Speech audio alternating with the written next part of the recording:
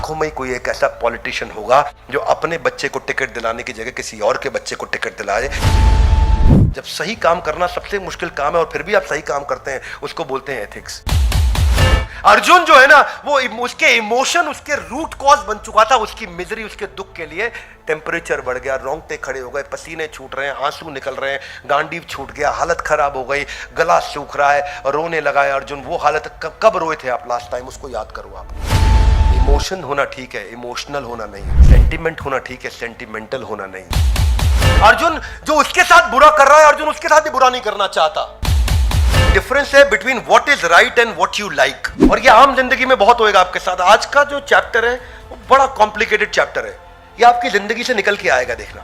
एक आदमी ओनर बनता है जिम्मेदारी लेने से, सही निर्णय लेने से।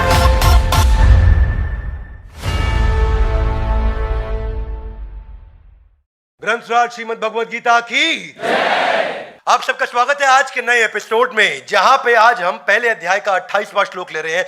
और अब जैसे जैसे आगे बढ़ता जा रहा है, पूरा अध्याय बाकी का लगभग अर्जुन ने बोला है। और अर्जुन यहां विचलित है। और पहले अध्याय के 28वें श्लोक में और उसके बाद 29वें श्लोक में अर्जुन का इमोशन आपको समझ में आएगा। भगवद गीता का पहला अध्याय primarily being led by Arjun. तो पहले हम श्लोक पढ़ते हैं। पहले अध्याय का 28वां श्लोक मेरे पीछे दोहराइए। दृष्ट्वा में इमं स्वजनम कृष्णा युयुत्सम समुपस्थितम सीदन्ति मां गात्रहाणि मुखम च परिशुष्यति। तो पहले ऐसे समझते हैं कि कह रहे हैं दृष्ट्वा। दृष्ट्वा का अर्थ क्या हुआ? देख रहा हूं। इमं स्वजनम कृष्णा, हाथ आगे लाइए, ऐसा देख रहा हूं। इमं, इन सबको। स्वजनम, ये मेरे ही जन है। स्वजन यानी कि मेरे अपने स्वयं के जन है, ये मेरे ही अपने दोस्त हैं, रिश्तेदार। इनके साथ बचपन में गिल्ली डंडा कंचे सब खेला मैं, वही सामने मेरे अगेंस्ट खड़े हुए हैं। युयुत्सम, युद्ध करने आए हैं। समुपस्थितम, सारे के सारे उपस्थित हो गए हैं। सीदंती माम गात्राणि, अरे अरे अरे, शरीर कांप रहा है मेरा। मुखम च परिशुष्यति, मेरा गला भी सूख रहा है इनको देख के। अर्जुन टेंशन में आ गए उनको देख के। हाँ, क्या कह रहे हैं कि दृष्टवा में, मैं देख रहा हूं उन्हें, स्वजन मेरे ही अपने लोग आ गए हैं। तो अर्जुन घबरा गए हैं और इतना टेंशन में आ गए। My dear Krishna, seeing my friends and relatives present before me in such a fighting spirit, I feel the limbs of my body are quivering. कांप रहा है मेरा शरीर, थर थर कांप रहा है। बचपन में मुझको याद है, जब होमवर्क करके नहीं आते, टीचर डंडा लेके जब आता था ना, वो देखेगा तो ऐसा बचपन में उल्टे हाथ पे टीचर मारता था, तो ना उस समय शरीर कांपता था, वो याद आता है। इतना घबराहट होता था। और कुछ टीचर के लिए तो सोचते थे भगवान आज एब्सेंट हो जाए, ये ना आ जाए किसी तरीके से इसके घर में।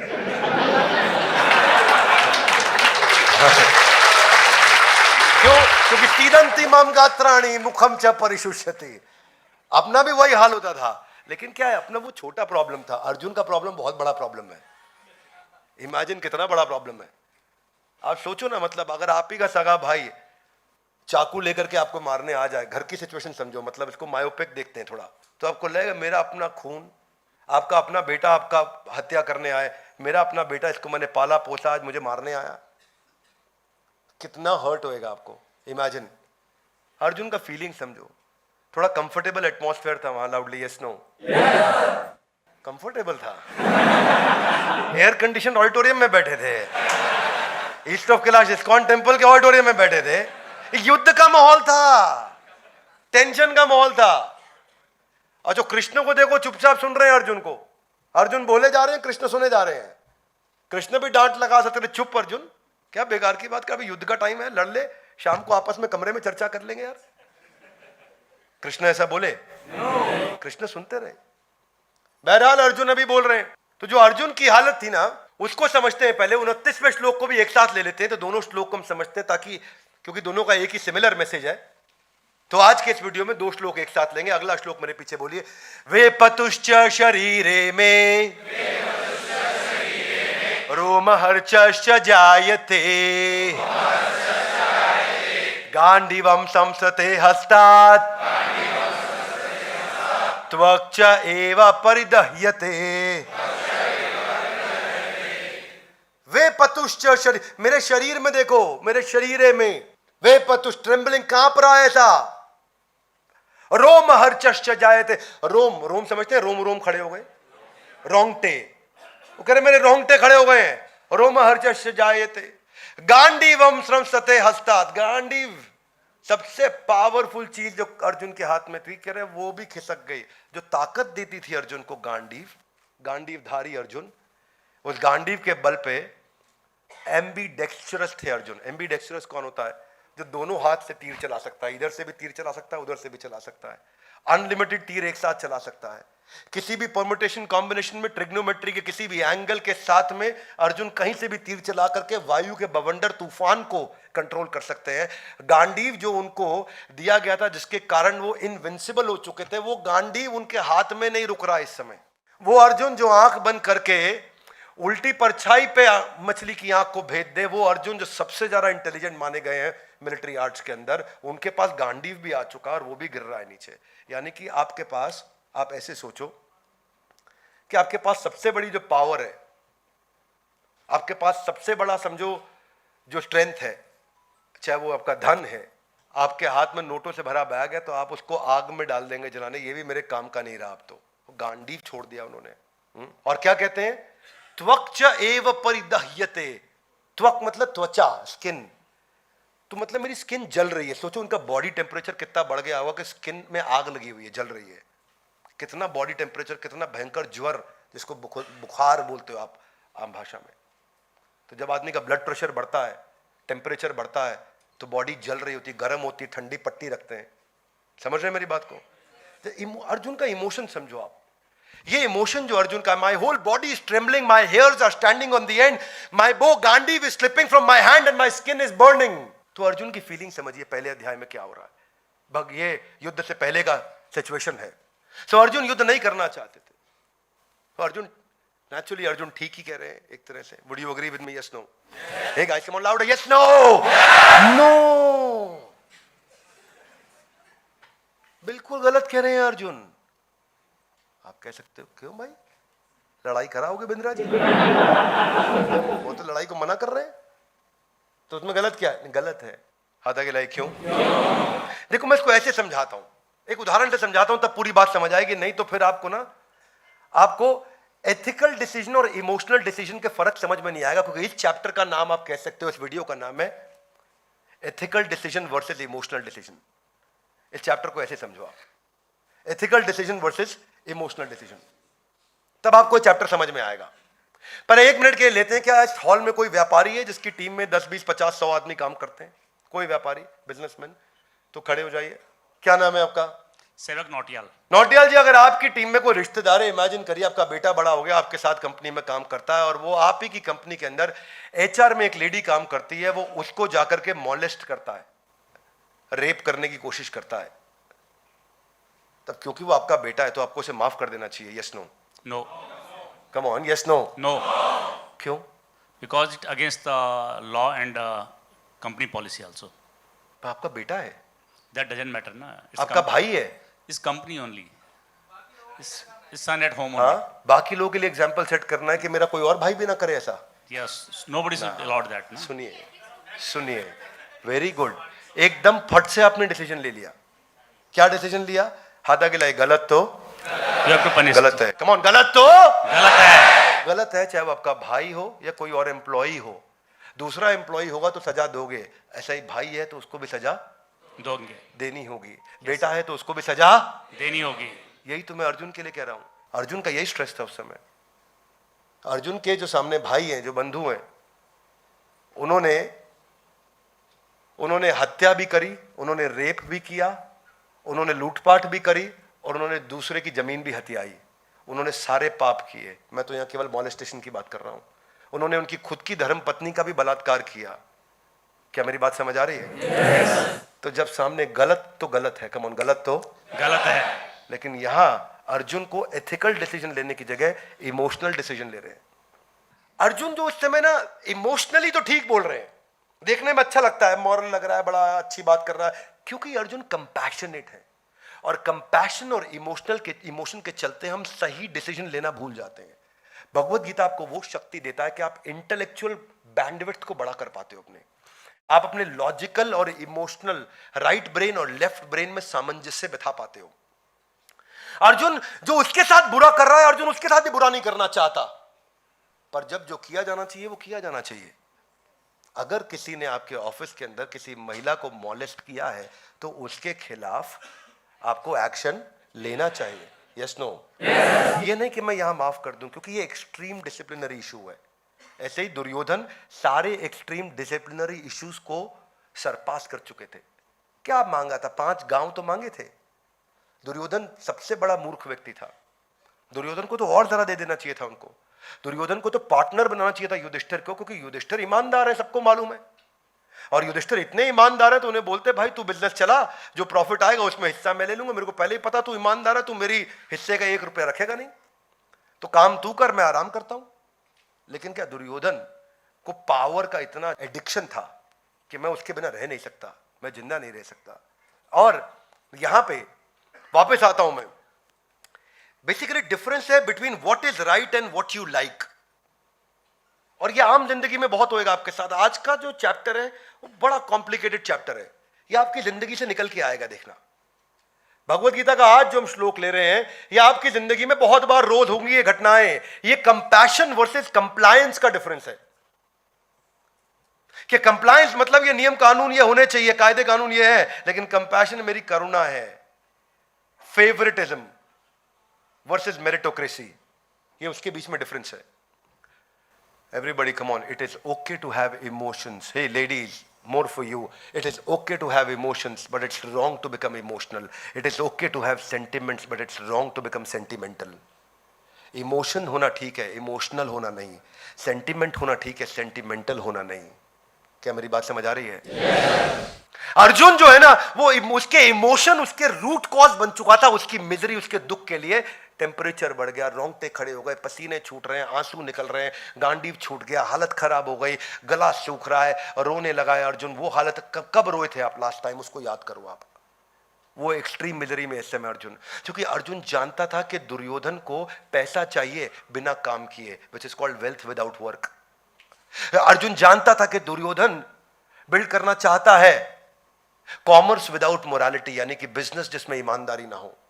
अर्जुन जानता था कि दुर्योधन चाहता है पॉलिटिक्स विदाउट प्रिंसिपल, राजनीति जिसमें कोई सिद्धांत ना हो। अर्जुन जानता था कि दुर्योधन सारे गलत काम कर रहा है, पर अर्जुन की सिचुएशन आसान नहीं थी, इतनी आसान नहीं। अभी मेरे को आपको समझने में आसान लग रही है। आप कुछ कंडीशंस को सोचो, कुछ सिचुएशंस को समझो। वो पुलिस वाला जिसकी पत्नी बहुत बीमार है और हो सकता है मर जाए अगर वो उसका ध्यान ना रखे, लेकिन उसको अगर फोन आ जाए कि फट से आप इस सिचुएशन हो गई है, यहां पहुंच जाओ नहीं क्योंकि 10 लोगों की जिंदगी खतरे में है, उसके लिए कितना मुश्किल होगा कि अपनी पत्नी को संभाले जो मर सकती है, या उन 10 लोगों की जिंदगी बचाने जाए क्योंकि वो भी मर सकते हैं। वो इनमें से क्या डिसीजन ले, उसके लिए बहुत डिफिकल्ट होगा। उतना ही डिफिकल्ट अर्जुन के लिए था। एक हार्ट सर्जन जो अपनी बेटी का कन्यादान कर रहा हो और उसको फोन आ जाए, कन्यादान करते वक्त यहां सबके सब बैठे हैं, कन्यादान के बीच में है, और फोन आ जाए कि किसी पेशेंट की जिंदगी खतरे में है, आप जाके उसको बचाइए। उसके लिए कितना मुश्किल होगा कि अब ये कन्यादान छोड़े अपनी बेटी का या उस पेशेंट को बचाने जाए। ऐसे ही मुश्किल अर्जुन के लिए था। एक इंश्योरेंस एजेंट जिसका पूरा घर ऋण में पड़ा हुआ है, उसमें घर में इतना कर्जा है, मां बीमार है, उसको पैसा तुरंत चाहिए, वो थोड़ी सी गड़बड़ पॉलिसी बेचेगा, उसको जो कमीशन आएगी उससे अपने घर को चला लेगा। अब उसके लिए कितना मुश्किल है कि मैं इसकी काम की पॉलिसी बेचूंगा तो मेरा घर मर जाएगा, और इसको थोड़ी सी गड़बड़ पॉलिसी बेचूंगा तो मेरा घर चल जाएगा। इसको लूटूं या अपने को बचाऊं, इसको बचाऊं या अपने को लुटवाऊं। आसान नहीं है एथिकल होना हमेशा। एथिकल और इमोशनल डिसीजन, ये चैप्टर थोड़ा डिफरेंट है। इसमें आपको लाखों में कोई एक टीचर ऐसा होगा जिसका बच्चा जब नहीं पढ़ रहा हो ठीक तो अपने हाथ से अपने बच्चे को फेल कर देगा। लाखों में कोई ऐसा वाइस चांसलर या चांसलर होगा जो अपने बच्चे के नंबर कम आने पर अपनी ही यूनिवर्सिटी में उसको एडमिशन देने से मना कर देगा। लाखों में कोई ऐसा जज होगा जो अपने बेटे की गलती पे उसको मौत की सजा दे के सुना के पेन को तोड़ देगा, कोई जज नहीं करेगा। लाखों में कोई पुलिस वाला ऐसा होगा जो अपने बेटे की गलती पे अपने बेटे के खिलाफ FIR लिख देगा। अर्जुन के लिए सिचुएशन आसान नहीं थी। लाखों में कोई ऐसा डॉक्टर होगा जो अपने बेटे का ऑपरेशन छोड़ के किसी और अर्जेंट ऑपरेशन को देखने के लिए चला जाएगा। लाखों में कोई ऐसा निर्माता निर्देशक होगा जो अपने बच्चे को लॉन्च करने के लिए की बजाय किसी और के बच्चे को लॉन्च करने चला जाए। लाखों में कोई एक ऐसा पॉलिटिशियन होगा जो अपने बच्चे को टिकट दिलाने की जगह किसी और के बच्चे को टिकट दिलाए। इनके उल्टे उदाहरण तो बहुत मिलेंगे, पर ऐसे उदाहरण, क्योंकि ये नेचुरल है कि आप इमोशन को एथिक्स के ऊपर चूज करते हो, क्योंकि जो आपको अच्छा लगता है या जो सही है उसमें क्या चूज करना है। एक टैक्सी ड्राइवर, आपको पता है यहां से आपको दफ्तर जाने के रोज 500 रुपए लगते हैं, वो एक दिन आपसे 300 मांगता है, आपको मालूम है ये गलती से कम मांग रहा है, तो क्या आप उसको 200 एक्स्ट्रा दोगे? मुश्किल होता है ये डिसीजन। एक रेस्टोरेंट में आपने 5 डिश ऑर्डर करी और गलती से उसने 3 का बिल भेज दिया। अब आप क्या बोलोगे कि उसको कि नहीं 5 का बिल दूंगा मैं, क्योंकि मैं तो 5 ऑर्डर किया। कि लाइफ इंश्योरेंस एजेंट वो जानता है मेरा भाई ये टर्मिनली इल है, ये मरेगा, इसको कोई पॉलिसी नहीं देगा, लेकिन उसकी झूठी पॉलिसी बनवाता है। आपका बेस्ट फ्रेंड आपसे एक फेवर मांगता है कि तेरी कंपनी की सीक्रेट मुझको दे दे, तू मेरा दोस्त 20 साल से है और इस कंपनी में केवल 2 साल से है। अब आप फ्रेंड के लिए करोगे या कंपनी के लिए एथिक्स को प्रैक्टिस करोगे? एक ऐसे पिता जिनका सर्वाइवल पॉसिबल नहीं है और आप कर्जे में हैं, और डॉक्टर कहता है कि आप इनका लाइफ सपोर्ट सिस्टम हटा लो, आपका कर्जा बच जाएगा। क्या किया जाए? कर्जे को बढ़ाऊं या उस पिता को चलाते रहूं जिन्होंने कभी ठीक नहीं होना है? एक ऐसा हस्बैंड जिसको अभी हार्ट ट्रांसप्लांट की जरूरत है और उसकी पत्नी के पास पैसा नहीं, उसको लाखों रुपया चाहिए उसका हार्ट ट्रांसप्लांट करने के लिए, और उसका बॉस उसको बोलता है एक रात के लिए मेरे साथ सो जा, मैं तुझे पैसे दे दूंगा। वो क्या करे? अपने हस्बैंड को मरने दे या उनके पास जाए और एक रात वहां सो जाए और फिर अपने हस्बैंड को बचाए? ये डिसीजन टफ होते हैं। क्या मेरी बात समझ आ रही है? स्नो हाँ, एक दोस्त आपका किसी को एक्सीडेंट में मार आता है और आपको अगले दिन पता चलता है कि किसी और को पकड़ लिया गया हत्या के आरोप में, क्योंकि जिस आदमी को ये मार के आया उसकी डेथ हो गई। आपके दोस्त को नहीं, उसको पकड़ा गया है। तो आप सच बोलोगे या रुक जाओगे? बहुत सारी कंडीशंस, ऐसी टफ सिचुएशन। आपके पिता हॉस्पिटलाइज्ड है, उनकी एक इंश्योरेंस पॉलिसी है, इमेजिन करिए, और पिता ठीक नहीं हो रहे हैं, रिकवर नहीं कर रहे, रिकवर करना मुश्किल हो रहा है, पर उनकी एक 10 करोड़ की पॉलिसी है जो आज रात 12 बजे के बाद लैप्स कर जाएगी। लाइफ इंश्योरेंस पॉलिसी है, आज रात 12 बजे से पहले वो मर गए तो 10 करोड़ आपको मिल जाएंगे। आप अपना करियर बचा सकते हो, या आप उनको बचाने में लग गए और रात को 12 पार कर गया तो वो 10 करोड़ हाथ से निकल गए। अब क्या करोगे? 10 करोड़ लोगे या पिता को बचाओगे?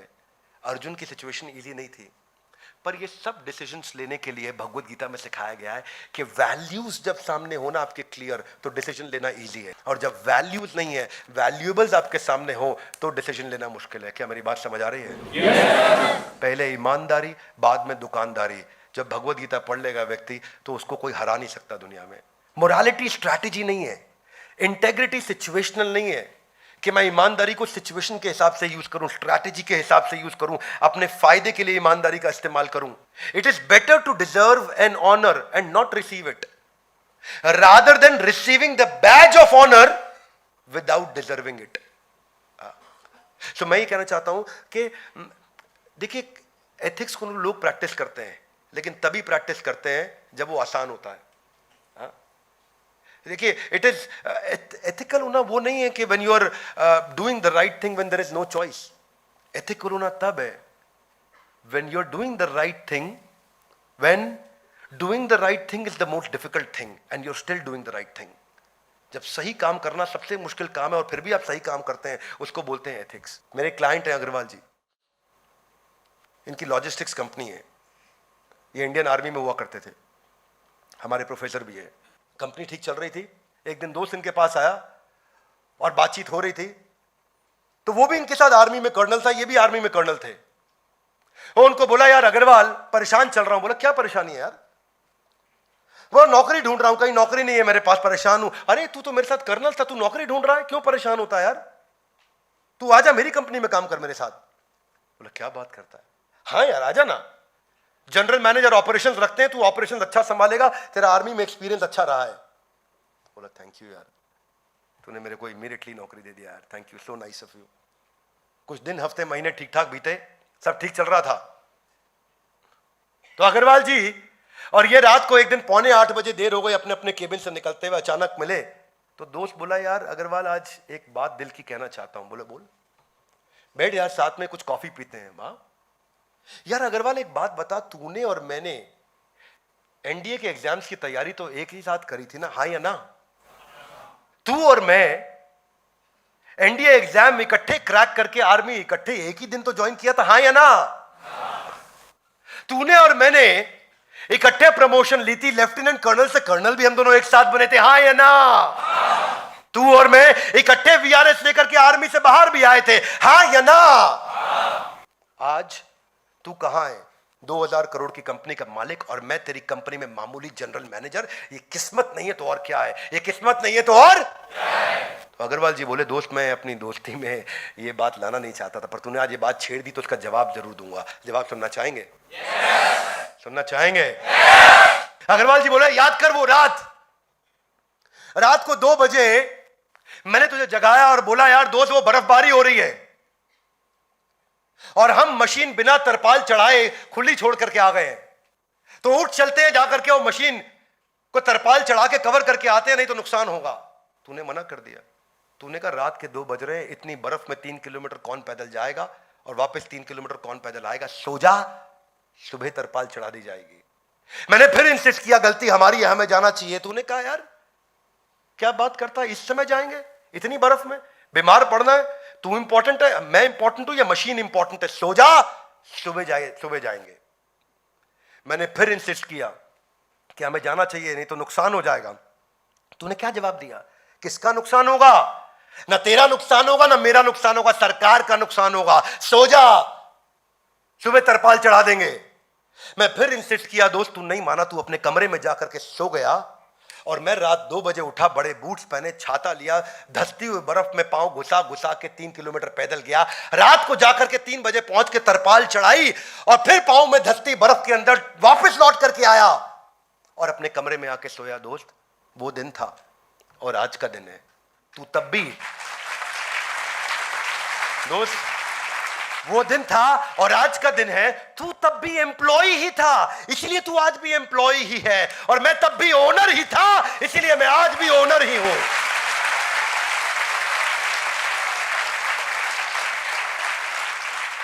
एक आदमी ओनर बनता है जिम्मेदारी लेने से, सही निर्णय लेने से। Are you with me loudly? Yes, no? इसको बोलते हैं emotional decision versus ethical decision. वो भगवत गीता आपको सिखा रही है।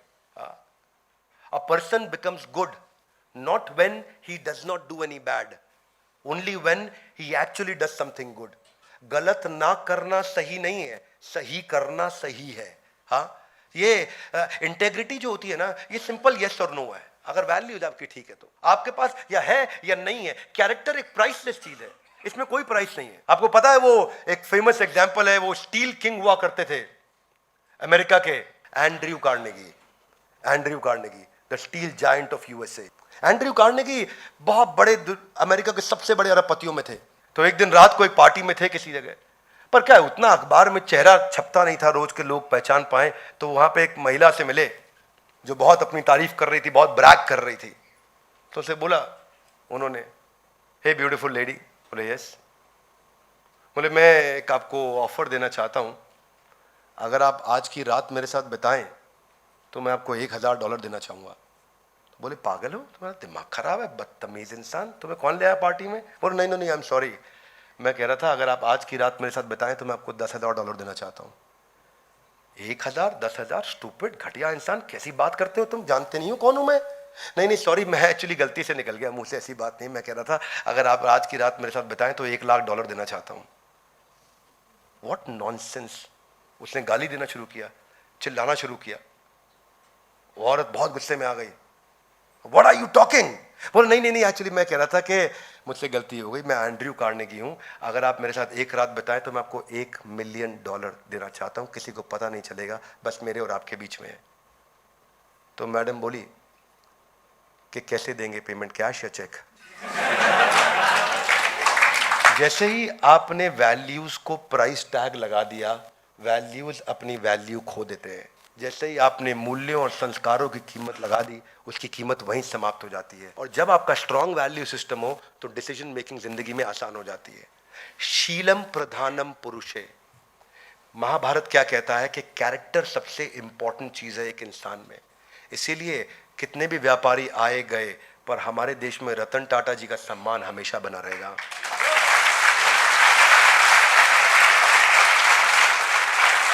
भगवत गीता एक ग्रंथ है कैरेक्टर का, मोरालिटी का, प्रिंसिपल्स का, वैल्यूज का। वे पतुश्च शरीरे में रोम हर्चश्च जायते गांडीवम, गांडीव खिसक रहा, इतना मेरा बुरा हाल हो गया।